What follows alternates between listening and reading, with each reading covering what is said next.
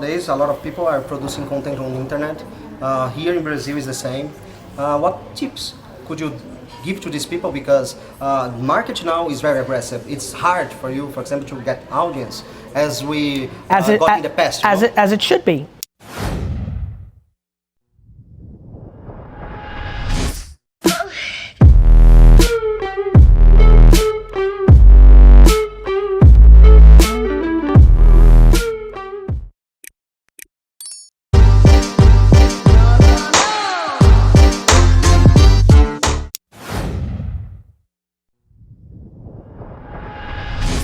I think the first thing to focus on, and you're going to hear this everywhere, is build an audience, right? Build your Right. following. So, How? right, how do you do that? How do you do that? So first things first, it's all mindset, right? You got to get in the right mindset. And what you have to understand, and before I get into pick a niche and all the stuff you've already heard, what people don't talk about is that you need to encourage yourself. You need to first get in the mindset of understanding that what you're going to get into is having to work on your consistency muscle, work on your confidence, and understand that everything you post or create is just an experiment, right? And you're testing and you're going to use data to understand what's working and what's not. And you have, when you change your mindset like that, you understand that, hey, whenever I post something, it's not like, do people like me or do people not? That's the first thing we go to. Like, are people going to like this or people not? It's not about that, right? That's the legacy brand building or building an audience. The new world is, let me put something out there and get feedback on whether that works or not. Because we all have knowledge, right? We all have something to say. Imagine yourself 2 years ago is what I always tell people. And write for yourself 2 years ago. What have you learned in those 2 years that you can now teach to other people, right? And believe it or not, it doesn't have to be anything monumental. What's obvious to you is not obvious to people 2 years behind you, right? And that's what gets people over the hump once they realize that, right? Sometimes some of my best, posts on LinkedIn are the most, like, to me, the most obvious and the most basic. I'm like, this is everyday knowledge, but they do the best because it resonates with all, the most people in that way. So, that's the first piece, right? Is the mindset.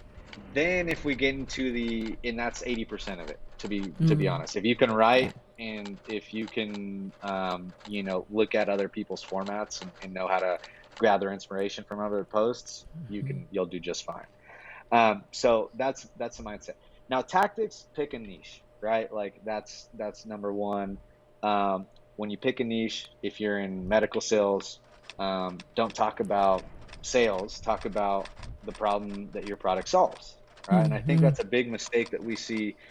A lot of people on platforms, LinkedIn specifically, if we're talking about that, they'll be selling a solution, but they'll talk about sales.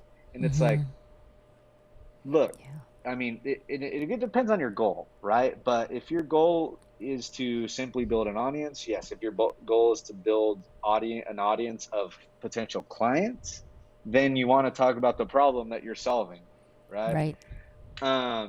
So that's where you have to sit down and think a little bit strategically about your niche, right? And it starts with picking your goal before you pick your niche even. So step 0 is picking your goal, right? What do you want to get out of growing your audience, right? For me, going to brand 30 here, I wanted to grow my audience so that I can create a quicker feedback loop to test the market for specific ideas that I think are needed.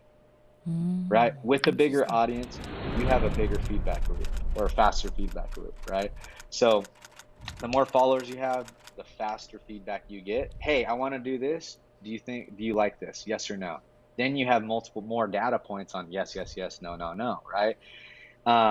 So I did that, for the latest product I created called Brand 30, which helps you start building your personal brand online in 30 days using LinkedIn. So I said, hey, I want to put a community together that helps people build their brand. Would you be in? And you got a bunch of people saying yes, messaged them, started the community, had them sign up, boom, off to the races, right? And it sounds like an overnight success story, but it's not. Because I put in, you know, I would say I've been posting on LinkedIn for 2 years, but I got serious about it about 8 months ago, January of this year. So, you know, up until, and then I launched in June. So I was grinding from, you know, January to June to build an audience. And then at that point, I went to, all right, let me try and release this and get some feedback on if this is useful or not. And so that's how Brand 30 was born. Like anything, if you're the first, Uh-huh. you're going to, and you're right. Oh, yeah, it's sure. like real estate. If you're first and you're right, you make the most. Uh-huh. And so audience development is hard now on platforms that are mature. It's hard to develop audience sure. because now when it's mature, you have to be the best, not the first. And most people aren't the best or in the top 5%. Today, somebody in southern Brazil can start an Instagram account and in a year be number one. Oh, yeah, sure. But she or he has to be tremendous. The prettiest, the smartest, the funniest, the most strategic, or the biggest expert in sparkling wine from Brazil, the biggest expert on new fashion trends.